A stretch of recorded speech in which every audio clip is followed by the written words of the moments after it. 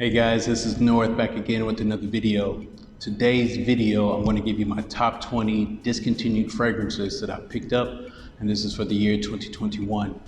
I'm not going to do a countdown with the numbers because I don't want to lose place. I'll just present them, tell you a little bit about it, and then move on to the next one. So let's get it going. Now I tried to put the houses together if I have multiple ones from one house. The first one coming up is from the house of Christian Dior, and this is Sauvage Parfum. This is the black label one. I believe it came out in 2016. I will post all the information, the release date, and the notes in the description. So there's a silver label one and the black label one is discontinued. I had the silver label one because I didn't think I would be able to find this one. And then of course, like the next day or two, I came across this one.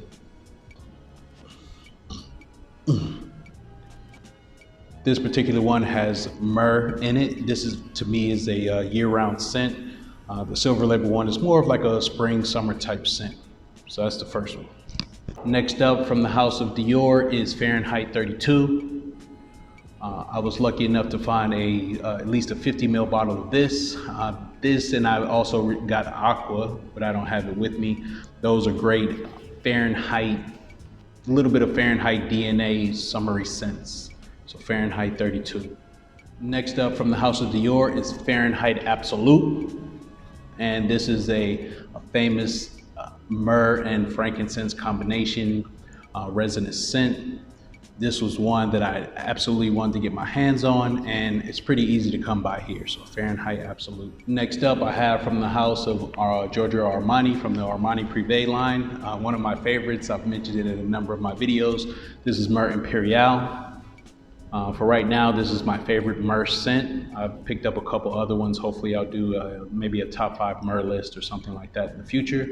But this is an awesome one as well. This is discontinued. Here, where I live, it is still available in retail stores like Harvey Nichols and Bloomingdale's. But it is a discontinued fragrance. Moving on.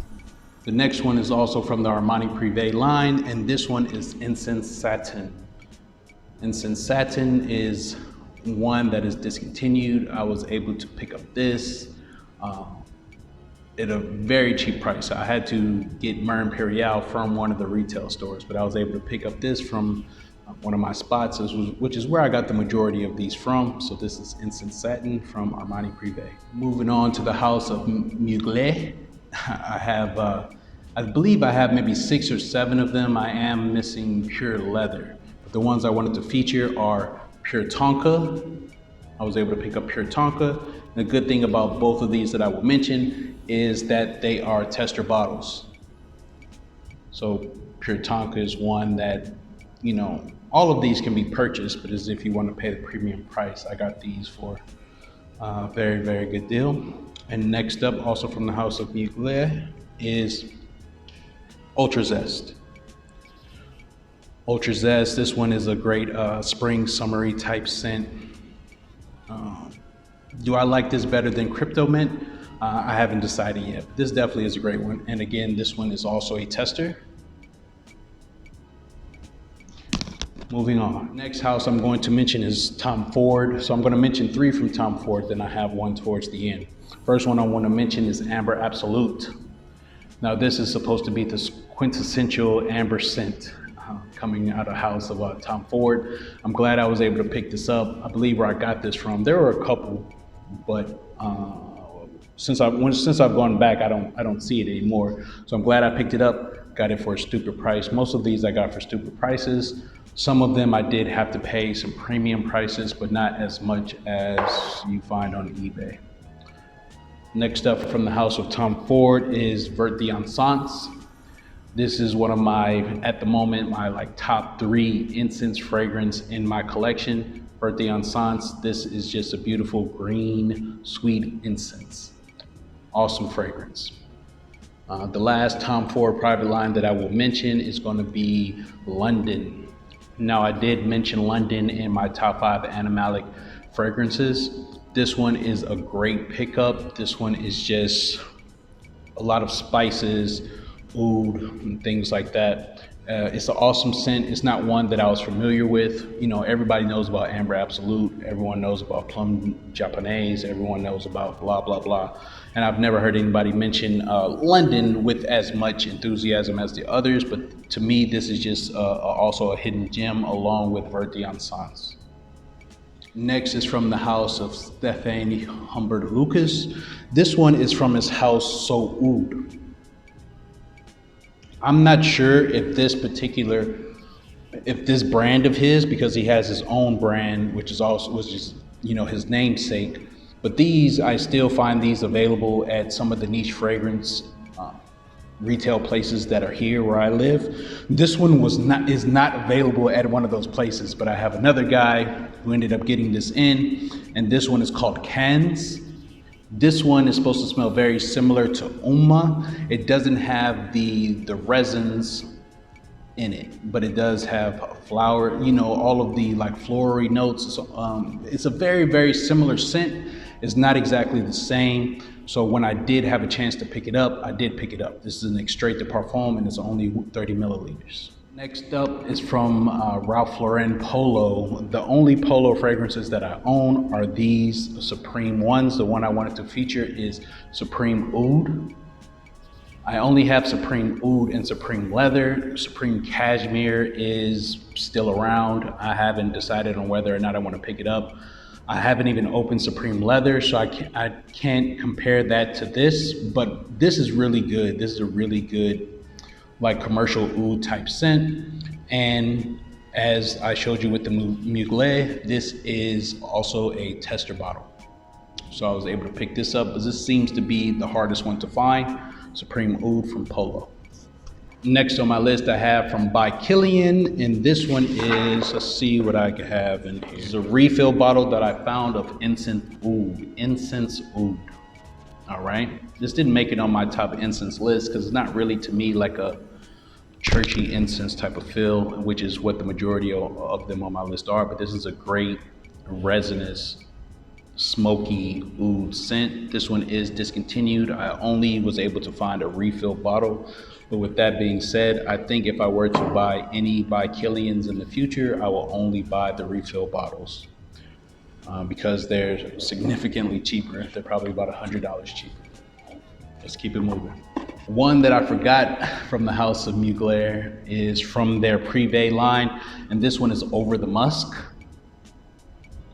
Over the Musk is just the best white musk scent that I have in my collection. This one is beautiful. I'm glad that I was able to, this one is a tester. I thought it said tester on it. But anyway, on the bottom, it says demonstration tester. But the good thing about this is that, you know, it's a beautiful scent. I absolutely love this scent, but I did come across for a really good deal, a brand new bottle of it in the box in the plastic. I haven't opened it up yet until I go through this, but this is a must-have in my collection. Mugler Over the Musk. From the house of PENHALIGON'S, I remember the perfume guy had this on his top incense fragrance list. He did mention it was discontinued, so that meant I had to find it. And this one I came across, luckily, it just popped up out of nowhere, and this is Agarbathi.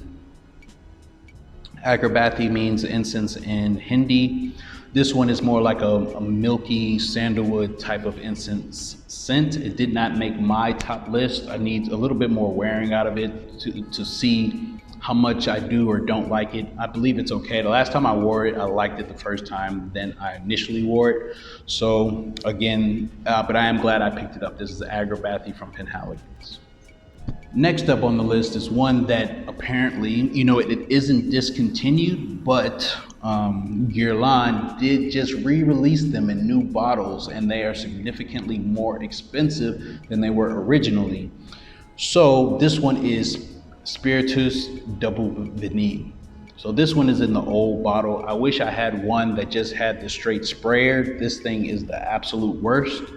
But I picked this one up. I don't know if I'll get Tonka Impériale. I've tried that one too, but these aren't like monstrous types of scents. and they are extremely expensive. And these are much cheaper than what they're charging for it now. And to me, it's at a discounted price from the retail is extremely expensive to me. So Spiritueuse Double Vanille in the old packaging. Next up is from the house of Issey Miyake. This one, I believe I had one other Issey Miyake. I'm not a huge fan. I haven't found one that I really like, but I was intrigued a lot by the note of Yuzu. So this one was discontinued and I wanted to find it. I found it at one of my spots and I do. So this is Issey Miyake. This one is SoOud DC pour Homme Yuzu. This one is, of course, a discontinued scent. And this one is kind of like, just like the last ones I'm gonna mention, is sort of like good luck finding it.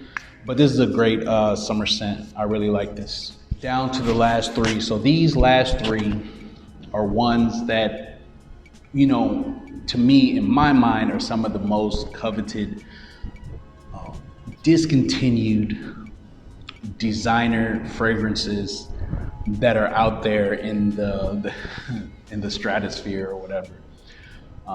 One of them, that the one I'll mention last, is one that lived up to the expectation. The other two are sort of like, you know, the hunt was definitely a lot better than the find. First one I want to mention is from the house of Van Cleef and Arpels, and this is Midnight in Paris. This is the EDT. This is the Eau de Toilette.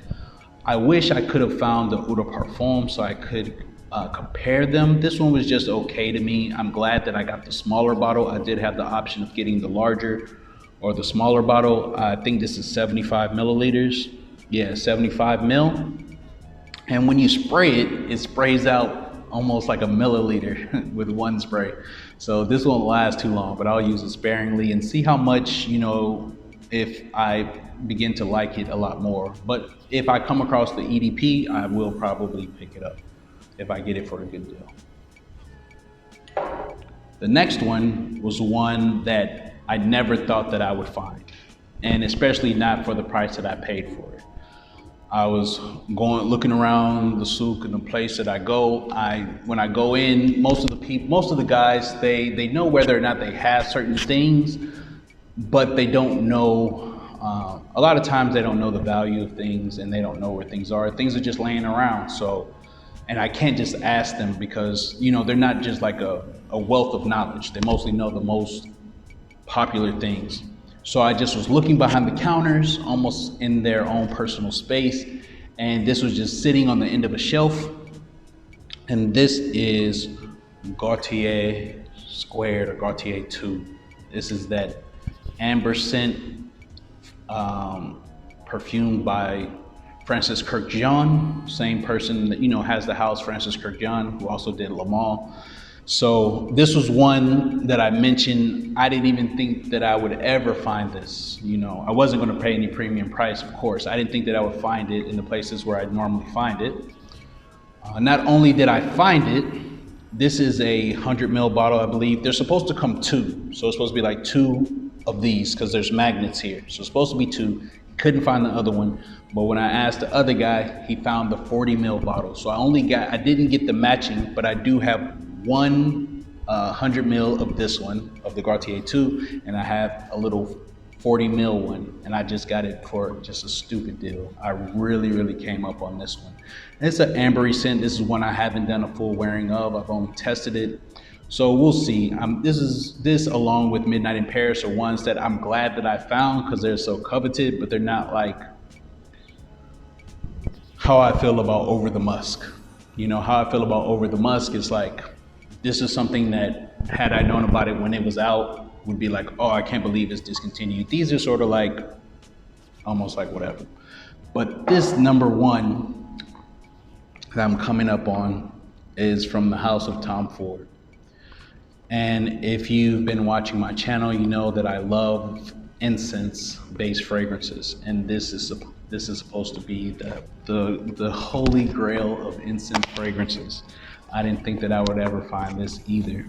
I did have to pay more than retail, original retail, whatever that was. I know that I paid more than that for it, but I definitely paid less than how much it's going for now online. And this is Sahara Noir. I am so ecstatic that I found this. This is the one that some of them I purchased, I didn't know that they were discontinued. Other ones I knew that they were discontinued, I was trying to find them.